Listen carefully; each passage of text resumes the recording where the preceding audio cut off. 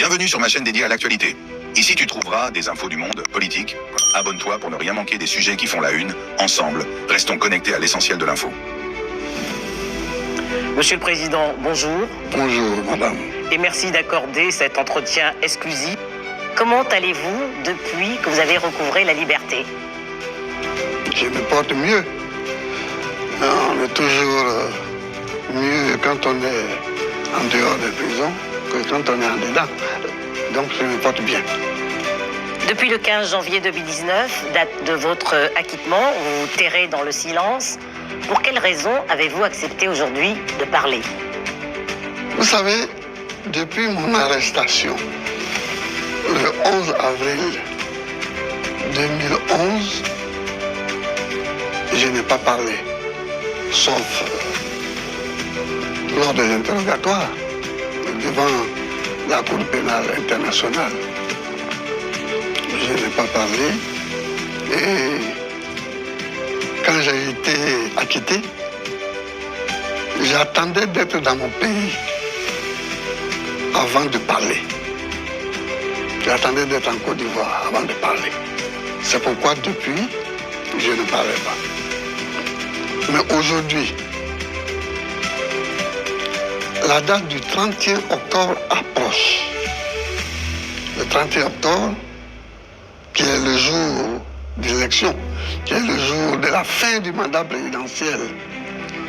La fin d'un mandat présidentiel et le début d'un autre. Je vois que les querelles nous amènent dans un gouffre. Et en tant qu'ancien président de la République, en tant qu'ancien ancien prisonnier de la CPI, ancien comme politique connu, si je me tais, je ne serai pas responsable. Donc j'ai décidé de m'exprimer pour donner mon point de vue sur ce qui se passe en ce moment en Côte d'Ivoire et donner ma direction, celle qui me semble bonne. Alors on y reviendra, Monsieur le Président.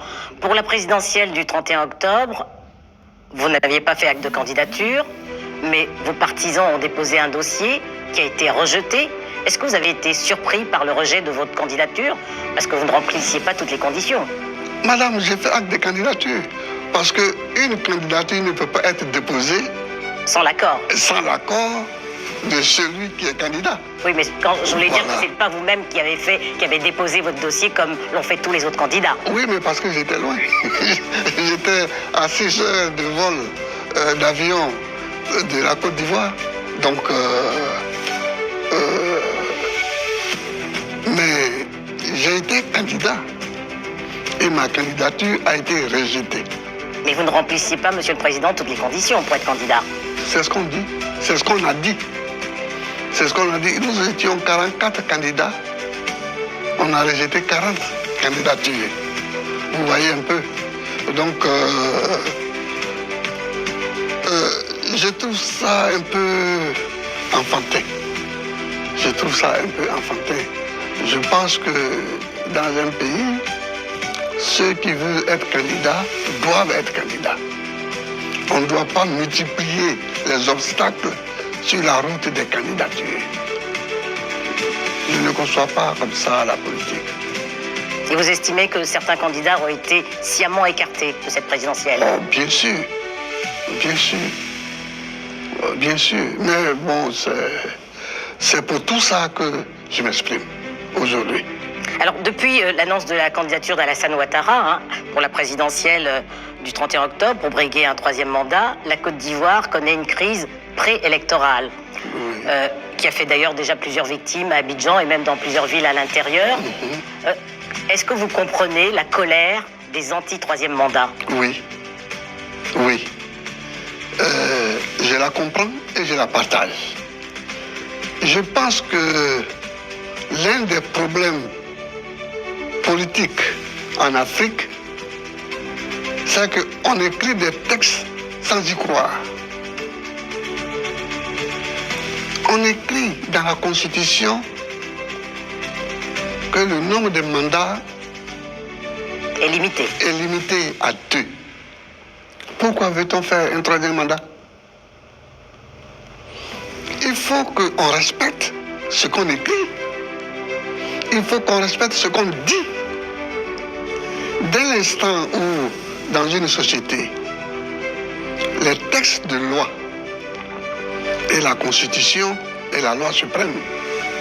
On dit d'ailleurs que c'est la loi fondamentale. C'est la loi fondamentale. Les textes de loi qui régissent les rapports entre les citoyens disent une chose, il faut qu'on s'y conforme. Et c'est en s'y conformant que la société est régulée de façon efficace. Si on écrit une chose et qu'on en fait une autre, on assiste à ce qui arrive en Côte d'Ivoire aujourd'hui. La situation inflammable que connaît la Côte d'Ivoire depuis le mois de juillet vous préoccupe alors? Elle me préoccupe absolument. Et je voudrais dire que on a un remède à cela. Le remède, c'est la discussion. Il faut que les gens s'asseyent et qu'ils discutent. Quand vous dites les gens s'asseyent, vous pensez à qui? Alassane Ouattara? Aux hommes politiques en général. Henri Konan Bédié et vous-même? Oui, mais je pense à ces trois-là. Mais le champ politique s'est élargi depuis. Le champ politique s'est élargi. Mais depuis que Oufoué était président, parce que j'ai été le seul à être candidat contre Oufoué-Boigny. J'ai été le seul en 90. Mais je ne cessais de répéter, asseyons-nous et discutons. Avec la discussion, la négociation, on règle beaucoup de problèmes. Monsieur le Président, est-ce que tous les trois, vous n'avez pas une part de responsabilité? Parce que depuis 30 ans, vous cristallisez la scène politique ivoirienne à coups de mésalliances et d'alliances. Est-ce qu'aujourd'hui, le temps n'est pas venu pour vous, tous les trois, de vous retirer et de passer la main à une nouvelle génération? On ne règle pas les problèmes politiques comme ça. C'est antidémocratique d'ailleurs, d'essayer de régler les problèmes politiques. J'entends souvent les gens dire, oh, ces trois-là, il faut qu'ils partent, il faut que d'autres viennent. Mais De Gaulle, il est resté combien de temps devant la scène politique? De 1940 à 1969. Son départ de l'Élysée, après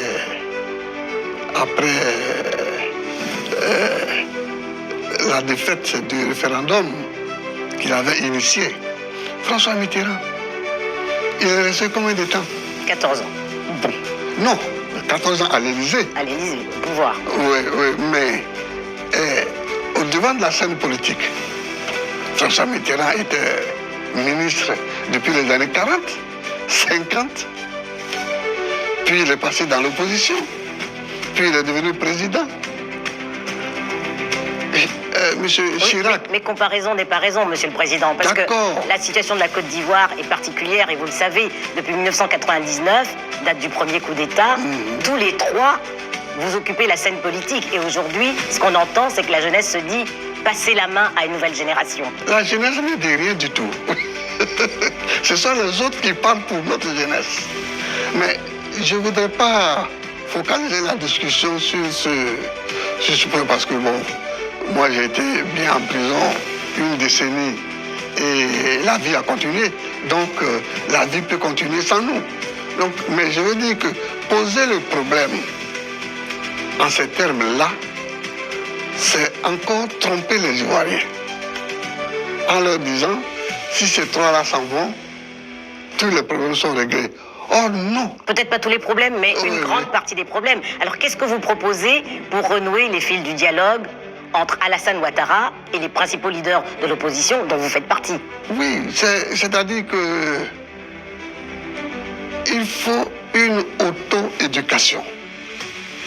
Il faut que les gens comprennent que dans la démocratie, on se donne des règles. On n'est pas d'accord. Dans la démocratie, d'abord, on se rend compte qu'on n'est pas d'accord. C'est la première chose qui fonde la démocratie. On n'est pas d'accord. Mais on vit ensemble dans un pays. En bonne intelligence. Oui, donc on doit vivre en bonne intelligence. On doit se donner des règles. On doit se donner des règles. Et une fois qu'on s'est donné des règles, il faut les respecter. C'est ça. Il faut les respecter. Si on ne peut pas respecter les 2 mandats, ben qu'on ne l'écrive pas dans la Constitution. Vous comprenez? Si dans la Constitution, il était autant de faux bonniers, il n'y avait pas de limitation de mandat. C'était le parti unique aussi. C'était le parti unique, mais il n'y avait pas de limitation de mandat. Quand il n'y a pas de limitation de mandat, on s'attend à tout. Mais quand il y a une limitation de mandat, aux États-Unis, il n'y avait pas de limitation de mandat au départ. C'est après Roosevelt qu'on a limité les mandats. Roosevelt lui-même, je crois, a fait 3 mandats. Vous comprenez? Donc, la limitation de mandat n'est pas obligatoire. Mais moi, je la souhaite. Je souhaite qu'on limite les mandats. Mais qu'on la respecte. Oui, mais une fois qu'on a limité les mandats, il faut, dans la Constitution, il faut qu'on respecte cette limitation des mandats.